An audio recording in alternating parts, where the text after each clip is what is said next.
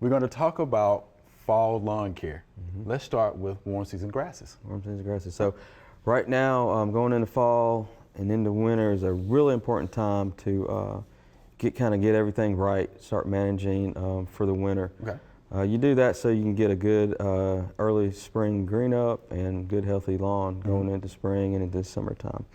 So a couple management practices that we want to continue doing into the fall, especially with mowing. We want to continue doing the 1/3 rule, Okay. cutting Good. 1/3 rule. We don't want to remove any more than 1/3 of the leaf blade per cutting. Okay. We really want to avoid scalping at this time and any damaging to the turf that we can. Bermuda and Zoysia are our two warm season grasses that we have here. And they need to be cut on different heights going into fall. A little bit shorter in the summertime, but in the fall you kind of want to bump it up for Bermuda 2 to 3.5 inches. Okay. And Zoysia is a little bit shorter, so you want to do about 2 to 3 inches is where you need to be on. And why do we need to do that? You do that to kind of help protect the roots in the wintertime. Gives it a little bit more heat on the roots, Okay. kind of traps that heat in a little bit, and helps keep moisture in. Believe it or not, roots will dry out Yeah. in the wintertime, That's a good especially if point. they're not getting any irrigation to them. And speaking of irrigation, we still want to water deeply and infrequently. We want to do at least a 1/2 inch to 1 inch per week. But warm season turf grasses, if they're going into the winter time, drought stressed, they're going to have a harder time coming out of it in the springtime. And you won't know that until spring. Yeah, till we get to spring. Right, till you get to spring. So it's really important to kind of keep that irrigation going.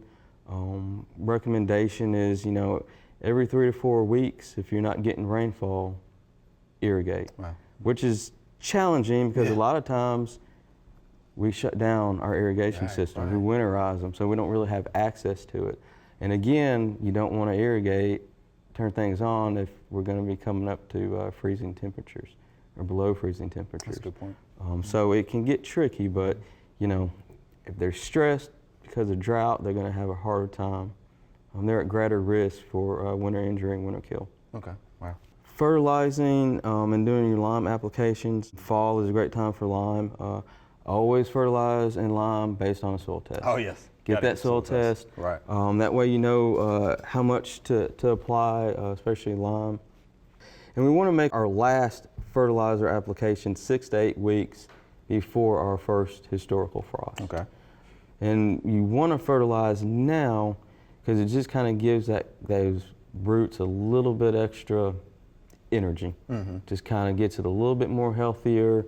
You're not going to put on a ton more growth because it is going into dormancy, but it just gives it a little bit more energy going into wintertime. So do we need to be using a nitrogen fertilizer during this time? Yes. Okay. Definitely use a nitrogen fertilizer, and remember, you want to do it 6 to 8 weeks before the first historical frost. Good deal. Okay. Another important practice that we need to be thinking about right now is weed management. Yeah. All right. You want to put down your fall pre-emergence to control those winter annual weeds, especially poana. Yes. Poana is going to start germinating when it gets about 70 degrees for 5 consecutive days. Okay. Soil temperature. That's about average, for air temperature, about 60, 65 degrees. So you need to put down that pre-emergent at that time before that starts germinating.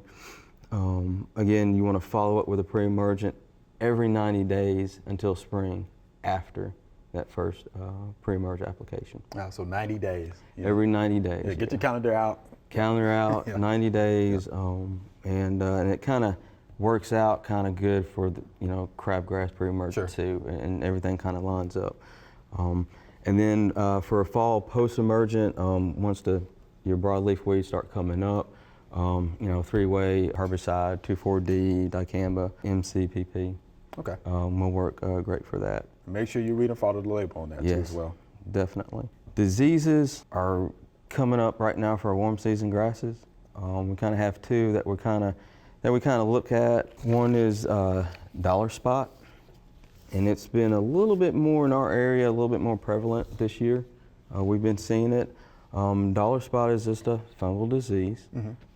It happens when our temperatures are still warm during the day, it's still kind of hot and humid, but then it starts cooling off in the evening time.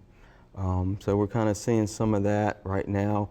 Dollar spot it starts in the middle, kind of grows out, but it's about the size of a silver dollar. Right. That's why we call it dollar spot. Got it. All right. However, if you're cutting your grass kind of high, you know, between that 2-3 inches, it can grow up to at least 6 inches. And it's a little bit harder to distinguish. Okay.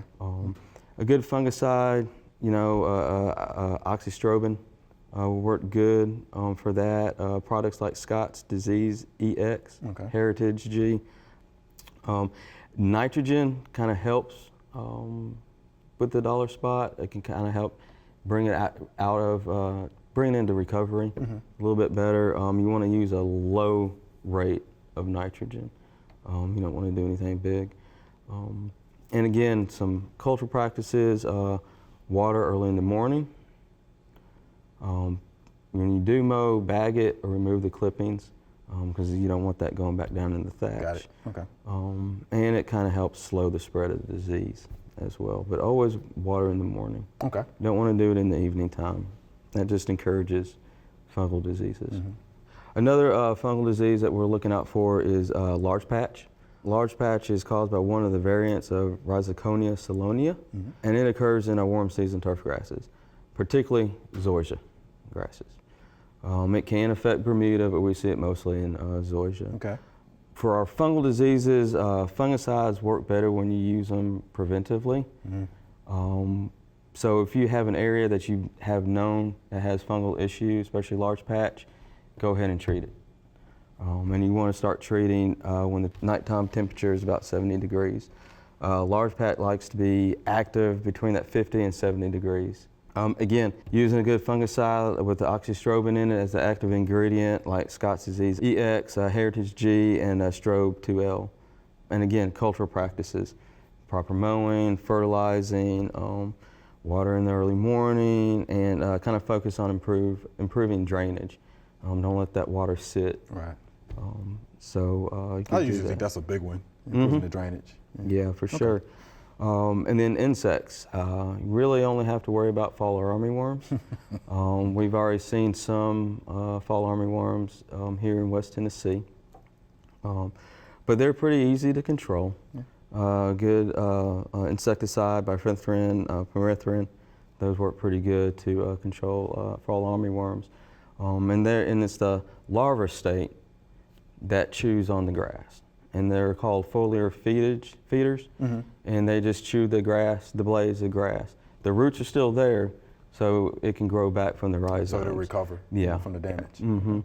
But when they get in large numbers, they'll just start chewing and kind of all go in the same direction. And you can kind of see the distinctive, where it's healthy and where they've chewed it all down. So they kind of get the army worm as they move. Like an army. Like an army. Down through the grass. Across the field, that's right. Yeah. How about that? So they prefer more Bermuda? They do. They prefer more Bermuda. So we think of army worms as more of a agricultural crop pest, but they can get into Bermuda and they can do some damage. So just kind of keep an eye out for that. They feed during the day and at night, so you can actually go out there, kind of see them moving around. I've seen them moving around before, and just kind of look for them. But they prefer early morning feeding. Okay. Yeah, usually when you see a lot of birds hanging around. Yeah, a lot of birds. Armyworms are close. Yeah, that's for sure. Yep. All right, Joseph, we appreciate that, man. That's good information about those, warm season grasses, right? Taking care of those during the fall. So thank you so much. We appreciate that.